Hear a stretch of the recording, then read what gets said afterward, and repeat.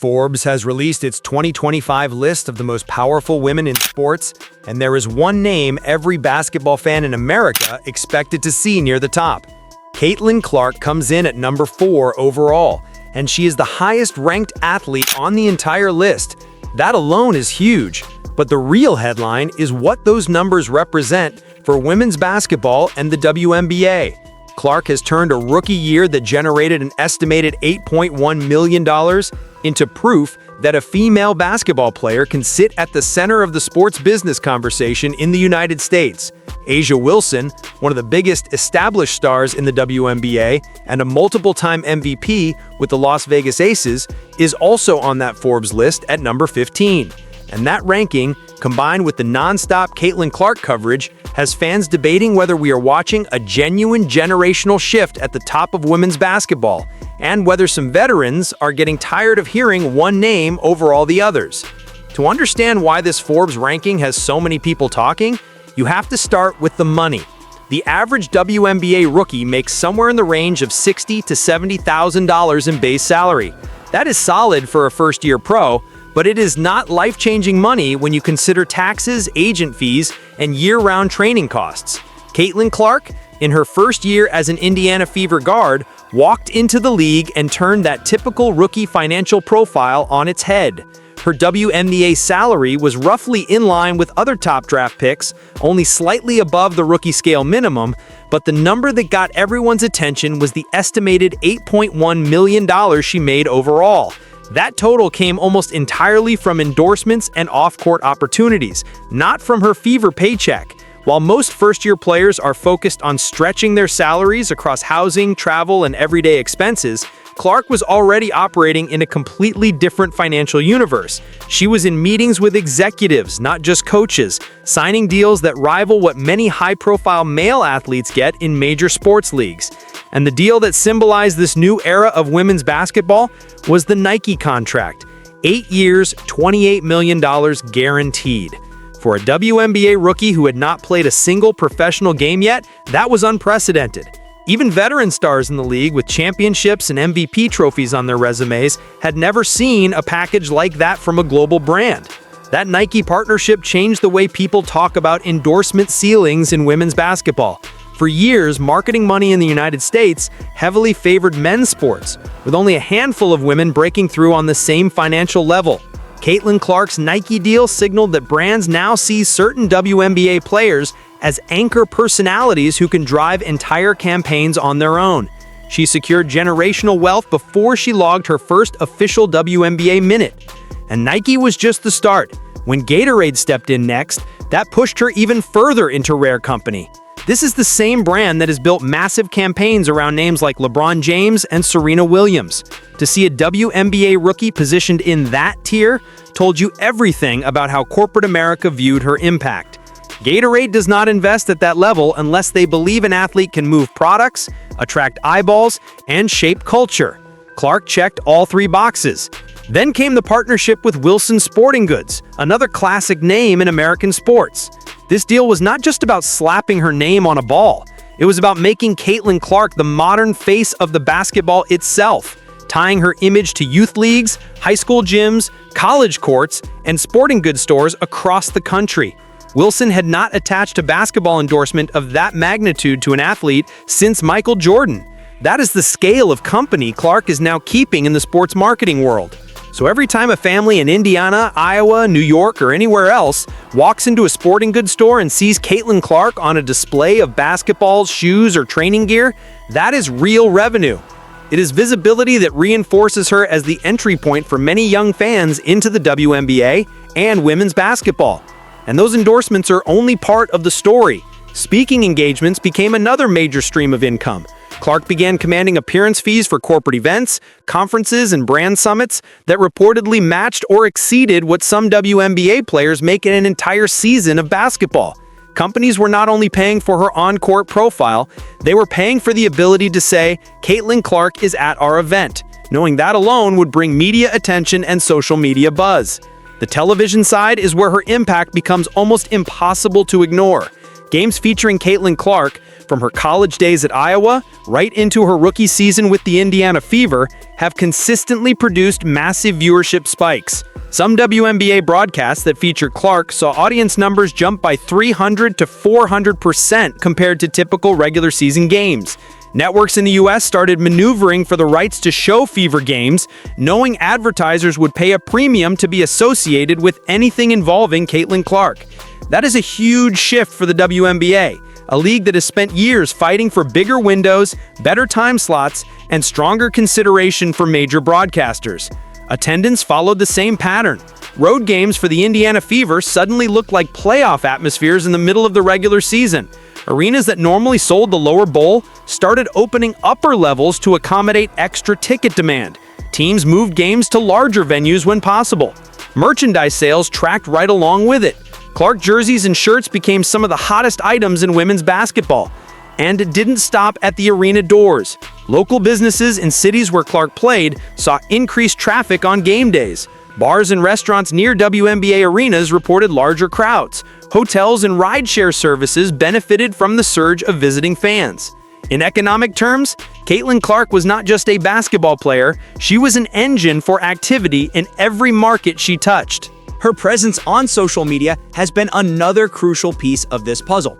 In today's sports landscape, marketing departments care just as much about engagement as they do about raw follower numbers. Clark's posts regularly generate massive interaction rates, especially among younger fans and families. Those engagement levels are what brands are paying for when they sign big endorsement checks. She brings in people who might not have watched a WNBA game before, but now tune in specifically to follow her career. That is how the audience for women's basketball in the United States has started to widen beyond the traditional core of longtime fans. When Forbes breaks down its most powerful women in sports list, it looks at far more than on-court performance. They study earnings, social media reach, endorsement value, decision-making power, and cultural impact across the sports ecosystem. In that analysis, Caitlin Clark's $8.1 million in estimated annual income stands out not only as a massive number in isolation, but also because of who she ranks ahead of. The next closest basketball player on the earnings list is New York Liberty star Sabrina Ionescu at around $6.3 million. That is still an impressive figure, but Clark's gap over the rest of the field highlights the premium brands are placing on her unique combination of talent, personality, and mainstream appeal. This is not to say other WNBA players are not marketable or influential. A'ja Wilson, for example, has been the face of a championship franchise in Las Vegas, a multi-time MVP, and a central figure in the league's rise in recent years. She is also on that same Forbes list at 15, which is an elite ranking by any measure. But the difference in how companies are valuing Clark versus everyone else has created real tension points in the conversation around women's basketball. Corporate America has essentially validated what many fans and executives have felt for the past 2 years. Caitlin Clark has something that cannot be easily duplicated. She attracts casual sports fans, she keeps traditional women's basketball supporters engaged, and she presents a relatable, competitive personality that brands want to align with. That rapid rise has naturally sparked debate among players and fans about how attention and respect are distributed. Some veterans have spent years, even more than a decade, building up the WNBA, winning awards, carrying franchises, and pushing for higher salaries and better facilities. Then Clark arrives, and within 12 months of turning pro, she is the most talked about name in the sport, the highest earning basketball player on the Forbes list, and the central point of marketing campaigns across the country. It is not hard to see why that could feel, at minimum, complicated for stars who are used to being the primary faces of women's basketball. A'ja Wilson is at the center of that discussion more than anyone else. She is the dominant force on the league's most successful recent team, the Las Vegas Aces, and she has her own endorsement deals and a signature Nike shoe. She is widely and rightly regarded as one of the best players in WNBA history. But as Caitlin Clark's profile has exploded, every comment, like, and post from Wilson's social media has come under a microscope.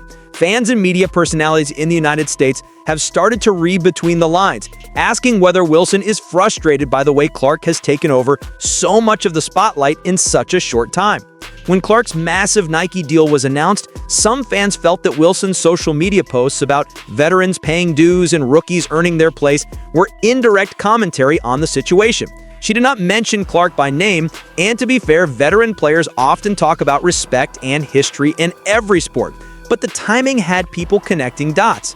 It's the same story with other moments. When Time magazine named Caitlin Clark its Athlete of the Year, Wilson posted a simple, brief congratulations. To her supporters, that was perfectly normal. To critics, it looked less enthusiastic than messages she has written about other players' honors. In the hyper-analyzed world of modern sports, even a short caption can become a debate topic. The truth is, social media can exaggerate everything. A post that may have been intended as a general comment about media hype or about the importance of long-term consistency gets interpreted as a direct shot at one player. Discussions about real impact and sustained excellence, phrases Wilson and other veterans have used, get clipped and reframed as shade toward Clark even when they might not have been. At the same time, it is undeniable that a narrative has formed online, one where a section of fans sees Wilson and other established stars as feeling overlooked while all the cameras point at the new Indiana Fever guard. Merchandise and marketing add another layer. It is no secret that Caitlin Clark jerseys, shirts, and branded items have been flying off the shelves wherever they appear. Highlight clips of fans lining up outside stores or ordering Caitlin Clark branded basketballs the moment they drop have gone viral repeatedly. That has led to constant comparisons with other players' gear, including A'ja Wilson's signature shoe. The reality is that brand success for any athlete can ebb and flow based on timing, team performance, and exposure. But the raw visibility Clark has right now makes those comparisons inevitable. Whether fair or not, a lot of the conversation frames it as Clark outselling everyone else. Underneath the surface, there is a legitimate emotional component to all this. A'ja Wilson has been doing championship-level work for years. Many around the WNBA felt she should have been the undisputed face of the league already, long before Caitlin Clark arrived. Forbes placing Clark above Wilson on a Most Powerful Women in Sports list after just one professional season reinforces the idea that the marketing world is moving on to a new lead character in the women's basketball story. For some, that is exciting. For others, it stings. Those reactions are human, and they are part of what makes this moment so fascinating for fans of the WNBA in the United States. Now, looking more closely at how Forbes came to its conclusions helps explain why Clark landed where she did. Their ranking model weighs financial clout, endorsement reach, control over business ventures, and overall influence on the sports industry. They pull in valuation data from teams and companies, track media mentions, measure social media engagement, and examine where athletes sit in broader cultural conversations. On almost every measurable front this past year, Caitlin Clark's numbers have been off the charts. Her engagement rates often surpass those of established superstars in other sports, not just in women's basketball. Her name shows up in mainstream news, late-night talk segments, and entertainment coverage, not only in sports pages. Forbes also looks at what an athlete does for the ecosystem around them. In Clark's case, they highlighted how she drove a massive percentage of overall WNBA economic activity in 2024, reported at around 26.5%. That includes ticket sales, viewership, sponsorship spend, and merchandise linked directly or indirectly to her presence. Venues hosting Indiana Fever games saw spikes in ticket revenue. Businesses around those arenas benefited. Broadcast partners saw bigger audiences and increased advertising interest for games with Clark on the floor. That kind of league-wide impact is rare, especially for a rookie. Her crossover appeal outside of basketball further boosted her profile. From celebrity pro-am golf tournaments to major award shows and cross-sport collaborations, Caitlin Clark has been showing up in places where the typical WNBA player simply has not had a platform before. Sports networks cover her even when she is not in season. That multi-sport, multi-platform presence is usually reserved for global stars. Brands like Nike, Gatorade, and Wilson Sporting Goods are treating her that way, crafting campaigns that speak not only to hardcore basketball fans, but to families, casual viewers, and young athletes who are just starting to pay attention to women's sports. All of this helps explain why Forbes calls Caitlin Clark one of the most powerful women in sports after only a year as a professional. It does not erase what players like A'ja Wilson have built over many seasons. Instead, it marks a turning point. The economics of women's basketball in America are changing. The WNBA, the NCAA, sponsors, and media companies are all being forced to reckon with the fact that a single women's player can now drive ticket sales, ratings, and merchandise numbers on a level that used to be reserved mainly for the men's side. For the league, this presents both a challenge and a massive opportunity. The challenge is making sure the growth is sustainable and that it lifts more than just one or two names. The opportunity is using the momentum around Caitlin Clark, A'ja Wilson, Sabrina Ionescu, and others to bring even more attention, higher salaries, and stronger infrastructure to women's basketball across the United States, from the WNBA down to youth programs. Rivalries, debates, and comparisons will always be part of sports. If handled the right way, the tension between an established superstar like Wilson and a rising phenomenon like Clark can become a storyline that draws even more eyes to the WNBA, without turning into something ugly or divisive. Looking ahead to the 2026 WNBA season, Indiana Fever fans see this as the beginning of something big.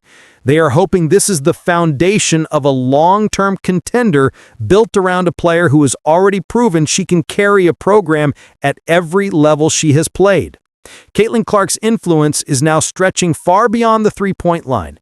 It reaches into boardrooms, classrooms, and living rooms all over the country. A'ja Wilson remains a dominant force with a championship pedigree and a huge fan base, especially in Las Vegas and across the South.